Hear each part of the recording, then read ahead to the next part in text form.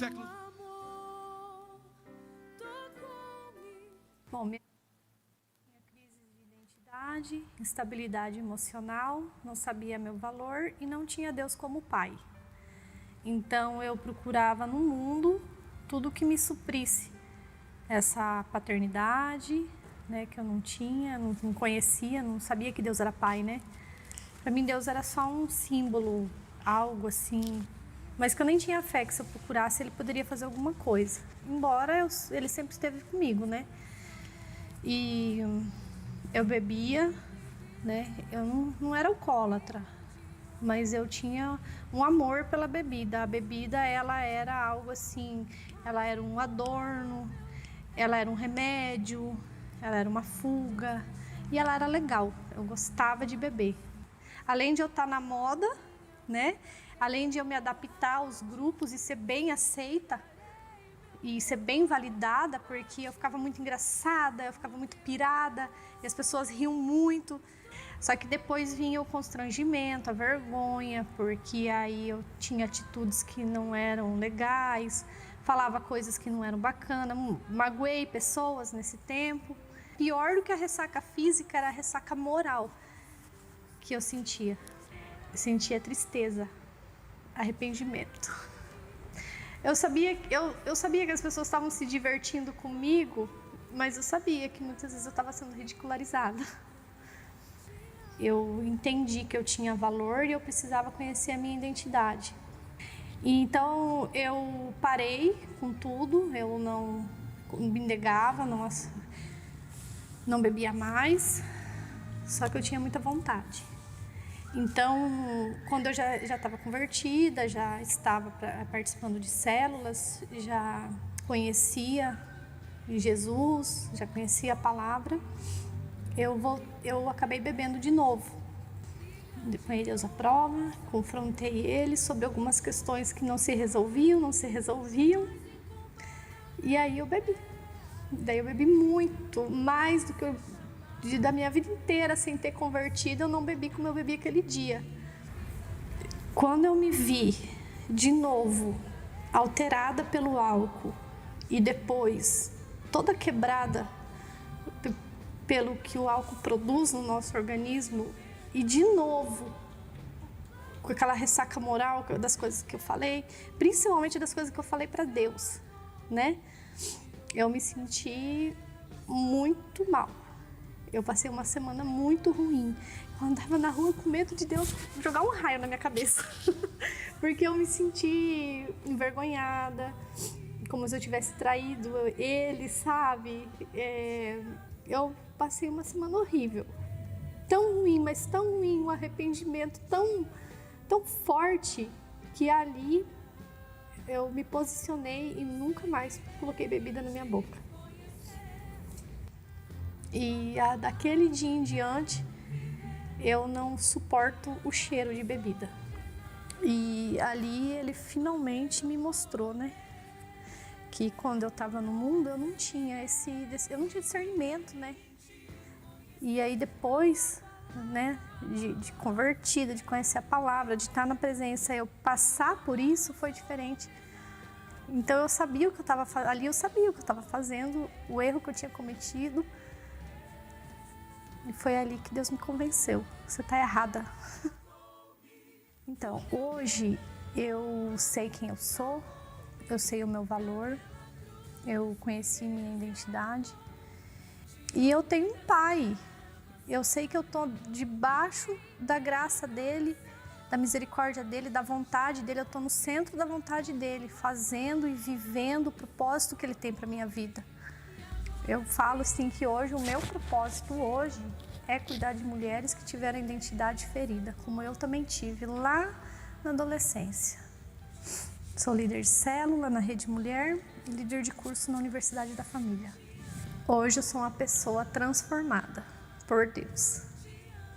Existe uma vida perfeita. Existe algo que substitui a bebida, substitui a droga, a festa, substitui tudo isso. E você nem precisa sair de casa. Verdade. A gente tem ouvido aqui nesse lugar algumas histórias que pode se identificar com a sua história. Nós vimos uma história de uma pessoa agressiva e comparando com aquele possesso de Gadara e como o Senhor libertou. Também ouvimos aqui histórias de pessoas que estavam desprovidas de recursos, mas o Senhor foi generoso e trouxe a provisão para esta família, como já vimos essa história.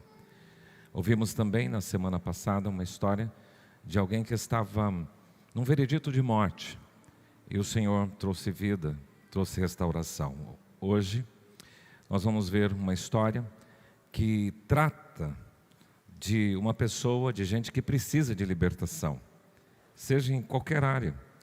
A Cláudia falou do vício, falou da identidade, falou da paternidade, e a gente quer olhar com você sobre esta história. E para tanto eu convido você a abrir sua Bíblia na segunda carta que Paulo escreve à igreja de Corinto, capítulo 5, versículos 14 até o 17.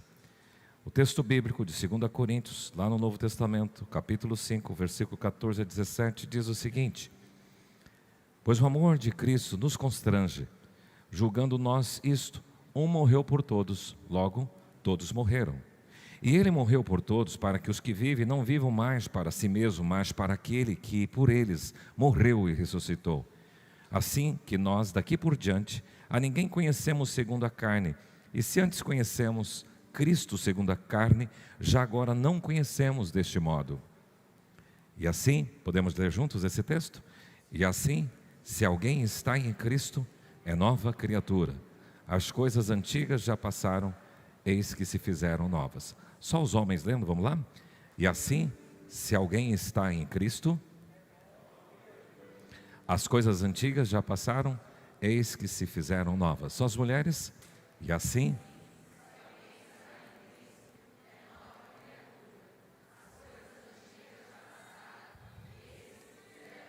todos juntos? E assim, se alguém está em Cristo,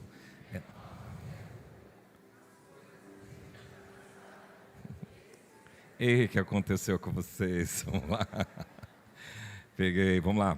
E assim, se alguém está em Cristo, é nova criatura. As coisas antigas já passaram, eis que se fizeram novas. Pai, que a Tua palavra fale ao nosso coração, como esse testemunho da Cláudia pode tratar algumas coisas que foram tratadas na vida dela, com a vida de pessoas que aqui comparecem nessa terça da esperança, assim. É o que te pedimos em nome de Jesus. Amém. Nós estamos aí nesta série, Tocados por Ele. Paulo, quando ele escreveu esta carta à igreja de Corinto, ele escreveu uma carta a uma igreja extremamente problemática. Uma igreja cheia de dons, uma igreja que tinha um mover do Espírito Santo muito forte, muito grande. Mas Paulo chama esta igreja de uma igreja carnal, porque as pessoas não se comportavam de forma adequada. E dentro desse contexto, dessa igreja um pouco problemática, uma das igrejas mais problemáticas que a gente encontra no Novo Testamento é a igreja de Corinto. Ele diz: eu não vos pude falar como espirituais, mas sim como carnais. Porque ele diz: olha, não tem jeito de alguém que recebeu Jesus continuar se comportando da mesma forma que se comportava antes. Por isso ele dá esse parâmetro. E assim, se alguém está em Cristo, nova criatura é. As coisas velhas, as coisas antigas já passaram, eis que se fizeram novas todas as coisas. Então o encontro com Cristo, ele muda o comportamento das pessoas. O encontro com Cristo muda a linguagem das pessoas. O encontro com Cristo muda a atitude das pessoas. O encontro com Cristo vai alterar também a forma de você pensar, as suas motivações, aquelas coisas do coração. Então há essa mudança por causa do quê? Do toque do Senhor. Tocados por Ele. E eu queria falar desse toque em 3 dimensões, conforme esse texto aqui menciona para mim. Em primeiro lugar, eu vejo que o toque de Deus, do Senhor, por nós é um toque de amor. Porque esse texto, ele faz menção assim, o amor que me constrange. Esta expressão que Paulo utiliza, mostra uma das virtudes mais enaltecidas nas Escrituras, que é a do amor. Mas veja que a falta de paternidade leva a pessoa a se sentir desamada, não amada. A falta de paternidade causa um rombo emocional muito grande no coração das pessoas. E esse sentimento que a Cláudia declarou é um sentimento de muita gente, porque na maioria das pessoas que têm essa ausência de paternidade, elas não tiveram em casa um modelo, um referencial. Essas pessoas não tiveram em casa um padrão, talvez pela conjuntura da sua família, por ter uma estrutura disfuncional na sua casa, não experimentava. Eu participei recentemente de uma formatura de curso ao Homem ao Máximo, e um jovem disse o seguinte: olha, eu aprendi nesse curso algumas coisas que eu precisava ter aprendido na minha infância e juventude. Eu não fui criado com pai. E nesse curso, esse homem já barbado, disse: eu aprendi a ser homem. Então, a paternidade causa distúrbios emocionais, causa rombos emocionais, causa diversas feridas. Essa ausência psicológica mexe com a essência, mexe com o cerne, mexe com a identidade da pessoa. Porém, quando a gente encontra o Pai amoroso, porque esse amor que me constrange foi declarado pelo próprio Senhor Jesus Cristo, quando João, fazendo a narrativa do Evangelho, capítulo 3, versículo 16, ele diz: porque Deus amou o mundo de tal maneira que deu o seu Filho unigênito, para que todo aquele que nele crê não pereça, mas tenha vida eterna. Então Deus amou o mundo de tal maneira, um amor ousado, extravagante, imensurável, profundo, alto, largo. Esse amor constrange. Paulo, nesse texto da reflexão, destaca essa virtude do amor, que é do nosso Pai. Quando se diz que o amor de Cristo nos constrange, eu posso entender que da parte de Deus, esse amor é profundo, ele é sincero, ele é real. Esse amor é ousado, é despojado, é visível e palpável. Jesus, ele ilustrou bem esse amor quando aquele filho pródigo está voltando e o pai sempre olhando para longe para ver se o filho ia retornar um dia.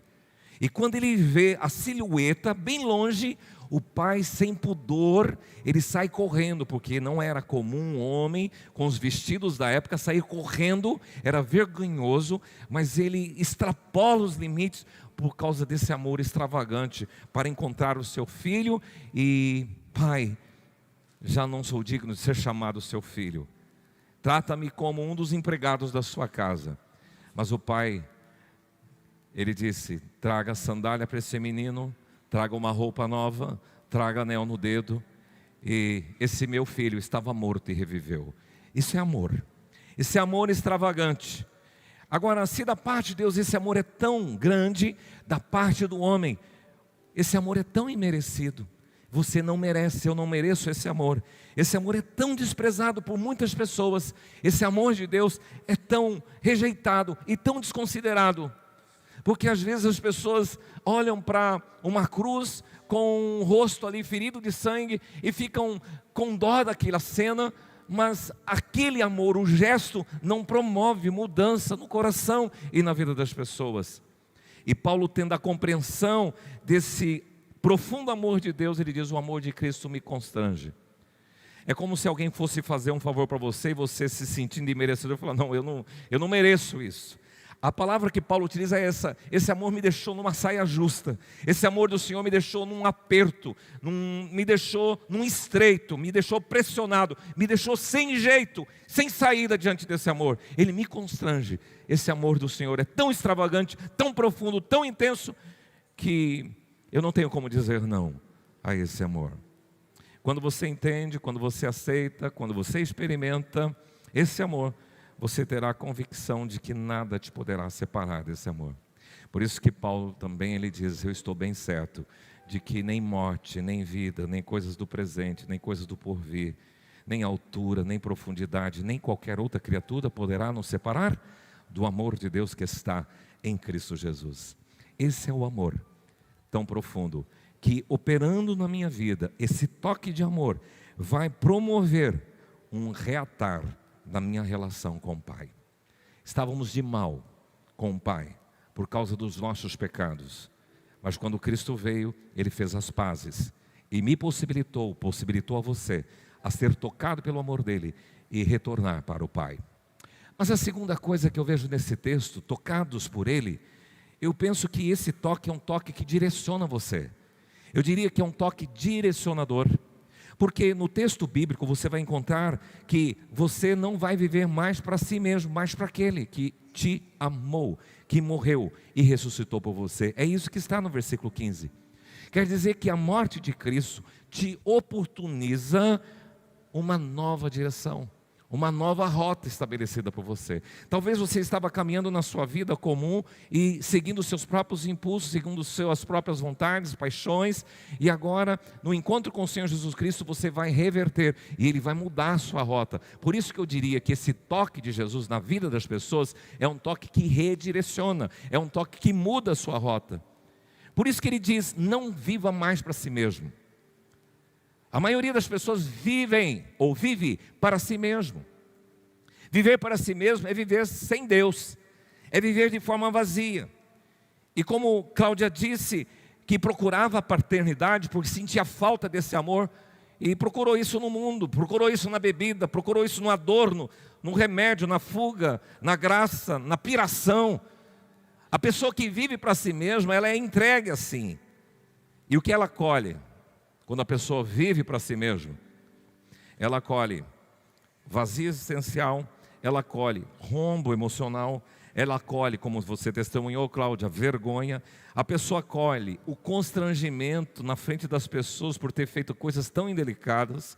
Ela colhe a tristeza, colhe a ressaca moral, colhe a ridicularização, a ofensa e mágoa aquelas pessoas que ela nem imaginava que falou, mas falou por causa da sua vida desvairada e causa uma completa instabilidade emocional. Então Paulo diz, não viva para si mesmo, não entra nessa rota. Você tem que não viver para os prazeres, não para as vontades, não para as paixões, não para os vícios, não para a luxúria, para a devassidão, para o que te pintar na cabeça. Não viva mais para si mesmo, porque quem vive para si mesmo cava a cova. E quem vive para si mesmo está entrando num poço de escuridão, de angústia e de morte. Mas ele diz, você que fazia assim, viva para Deus. Muda a direção. Por isso que o toque dele redireciona você. É um toque direcionador. Viva para Ele. Através do encontro com Cristo, a pessoa deixa de viver para si mesmo. Por isso que Paulo, ele é ousado em dizer assim, porque não vivo eu, mas Cristo vive em mim. Então ele muda a rota, muda o propósito da vida dele. Ele tem o propósito de viver para Ele. Eu vivo para a glória dEle. Tudo que eu faço para Ele. Então Paulo diz, para mim o viver é Cristo. E nele, em Cristo, você vive, você move e você existe. Todas as manhãs, quando a gente sai para caminhar, eu e Neia, a gente bem cedinho já começa a dizer, Senhor, no Senhor nós vivemos, movemos e existimos. Nós estamos em pé, respirando, andando, porque o Senhor nos deu capacidade disso. Nele, tudo subsiste. Nele, tudo se resolve. Nele, as suas emoções são harmonizadas, são estabilizadas. Nele, você passa a dar frutos. Nele, você deixa de se preocupar tanto com você mesmo e passa a se preocupar com os outros. Nele, você passa a ser bênção na vida das pessoas. Nele, você passa a ser altruísta.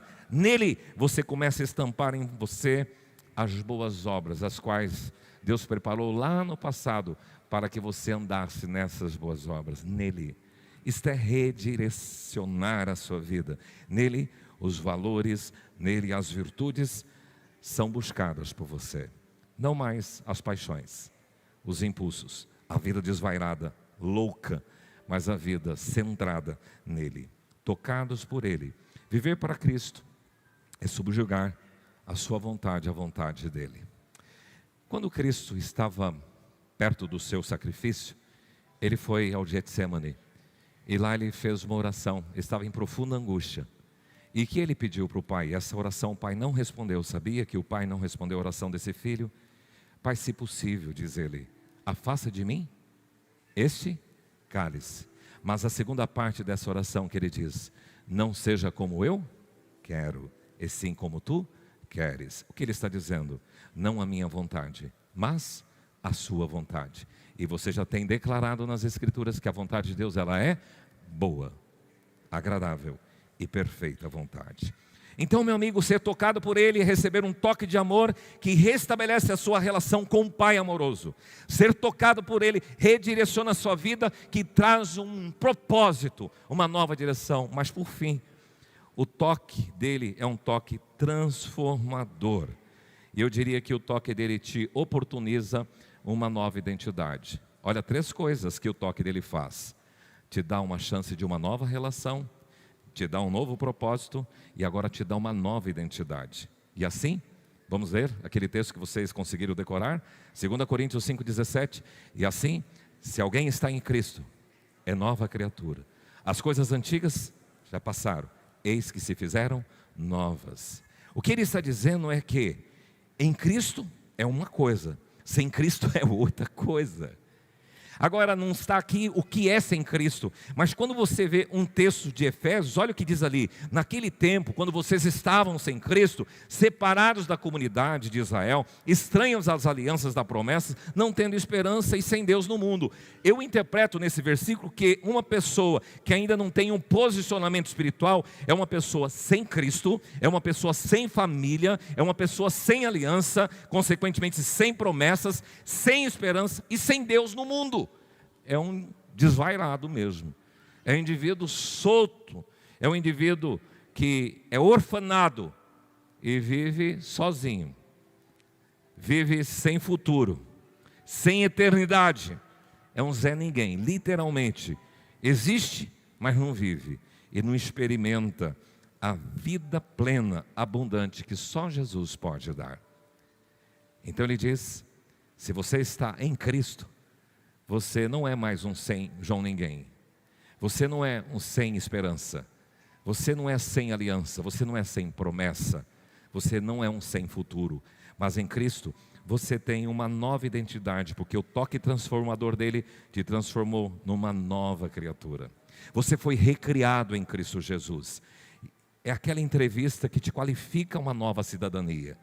Sabe aquela entrevista que te insere numa nova família, aquela entrevista que te traz um novo rumo existencial, e ele troca sua velha vida, as coisas antigas por coisas novas. Aquela identidade ferida é tratada e sai dali como aquela metamorfose no casulo de uma lagarta que se transforma numa borboleta linda. Essa metamorfose, essa metanoia, inclusive essa expressão que a Bíblia usa, a palavra grega é metanoia, é mudança, é uma transformação. O seu passado não é apagado, mas ele é transformado. Você entenderá que somente Cristo basta. Você não precisa de mais de drogas, você não precisa de balada, você não precisa mais de festa, de bebida, de viagem, de aventuras, de alucinação. Cristo basta. Cristo é suficiente para você. E isso sem você ter que sair de casa, como a Cláudia disse. Só receber Jesus como seu Salvador, e Ele vem onde você está. Agora, se por um acaso você recebeu Jesus, tornou uma nova criatura, mas deu uma escorregada, pisou na bola, como a Cláudia mencionou, o que tem que fazer? Volte arrependido para o Senhor, se humilhe diante dele e fala: Senhor, eu pequei contra ti, e firma o seu propósito de servi-lo e de abandonar a velha vida. Dizer: Senhor, me dá forças, eu não quero voltar para o vício, eu não quero mais voltar para o pecado, eu quero olhar para sempre.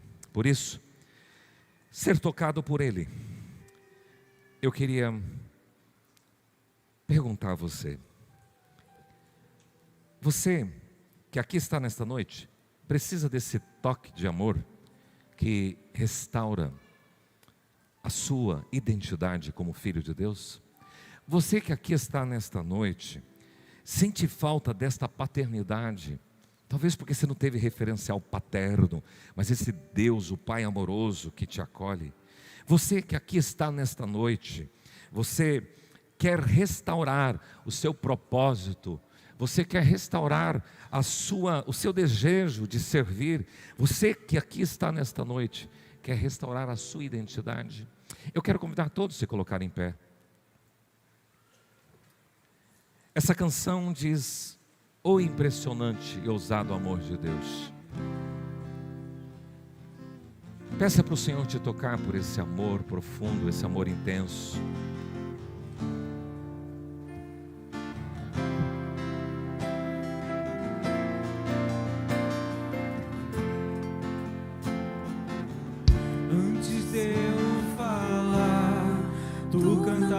sobre mim.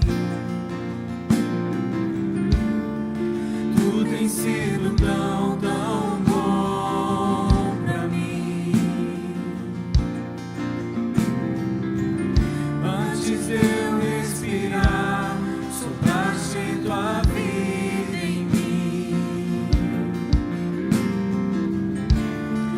Tu tens sido tão, tão bom pra mim. Um amor profundo. Oh, impressionante, infinito e ousado amor de Deus. Oh, que deixa as 99 só pra me encontrar. Não posso comprá-lo, nem merecê-lo, mesmo assim se entregou.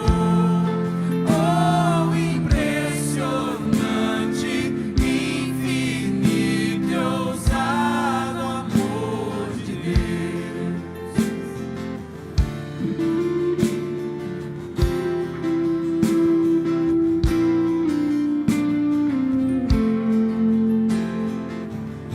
Inimigo eu fui, mas seu amor lutou por mim. Tu tens sido tão, tão bom pra mim. Sem valor, sem identidade, sem paternidade. Não tinha valor, mas tudo pagou por mim. Tu tens sido tão, tão bom pra mim. Oh, impressionante, infinito e ousado amor de Deus. Oh, que deixa as 99 só pra me encontrar. Não posso comprá-lo, nem merecê-lo, mesmo assim se entregou. Oh, impressionante, infinito e ousado amor de Deus. Não dá para entender esse amor profundo de Deus. Mas Ele pode reconectar você com o Pai, restabelecer a sua relação, te dar uma nova relação, te dar um novo propósito, porque Ele redireciona a sua vida e pode te dar uma nova identidade de nova criatura. Queria que você fechasse os seus olhos, você que aqui está. O testemunho da Cláudia, que aqui declarou abertamente como foi a vida dela e o toque de Jesus, como a transformou. E talvez semelhante a ela, semelhante àquelas pessoas que já deram o seu testemunho aqui nesta Terça da Esperança, talvez seja a sua situação, mas hoje você quer dizer: Senhor, eu quero estabelecer uma nova conexão contigo, uma nova relação. Eu quero entender a paternidade, eu quero me sentir amado, amada. Eu quero ter uma identidade nova, de nova criatura. Eu quero ter propósito na minha vida. Se você quer fazer isso, onde você está, permaneça com os olhos fechados, mas é uma ação sua para com Deus. Onde você está, se você quiser dizer assim para Deus: eu quero uma nova relação contigo, uma nova identidade, eu quero um novo propósito. Onde você está, levanta a sua mão, quero orar com você. Na verdade, a Cláudia vai orar com você. Isto, faça essa atitude para Deus, não é para nós. Deus olha a sua vida. Você que está com a mão erguida está dizendo para Deus: sim, eu quero me sentir amado e amada. Sim, eu quero ter uma vida com propósito e não uma vida desvairada e louca. Sim, eu quero ter uma nova identidade em Cristo, como filha, como filho amado. Pai querido, eu venho te pedir, Senhor, que assim como o Senhor fez na minha vida, Pai, que o Senhor esteja adentrando os corações nessa noite. Eu não sei como essas pessoas chegaram aqui, Deus, mas Tu sondas, Pai, o coração de cada um que está aqui hoje, Senhor. E eu venho te pedir, Deus, vira cativeiros, Pai, quebra correntes, dá Aleluia, libertação, Deus.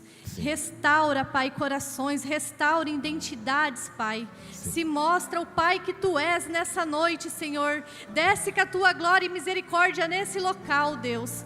Em nome de Jesus eu te entrego cada pessoa que está aqui hoje, Pai. E eu venho te pedir, Deus, cobre com a Tua graça, com a Tua misericórdia, Pai. Tu és poderoso, Senhor. Sim, Senhor. Em nome Tu és Deus, o Deus de salvação, Deus de libertação, Deus. Sim. Amém. Se faça Pai nessa noite, Deus, em nome de Jesus. Amém, amém. Você que levantou a sua mão, eu queria que você entendesse e internalizasse 2 Coríntios 5,17, que diz: e assim, se alguém está em Cristo, nova criatura é, as coisas antigas já passaram, eis que tudo se fez novo. E marque esse dia na sua vida aí. Se você hoje levantou a sua mão e disse sim para Deus, está dizendo: Senhor, eu me reconecto contigo, por Cristo Jesus, eu passo a ser filha do Deus Altíssimo, eu tenho uma nova relação. Senhor, hoje, com esta mão erguida, eu estou dizendo que eu tenho um propósito. Eu não vou viver mais para mim mesmo, mas vou viver para o Senhor. Senhor, com a minha mão erguida, eu declaro que eu também sou agora uma nova criatura. Tenho um novo nascimento em Cristo Jesus. Deus abençoe você. Pode se assentar. E se você que estendeu a sua mão hoje, depois quiser passar lá no Espaço Integração, preencher uma ficha, nós entraremos depois em contato contigo.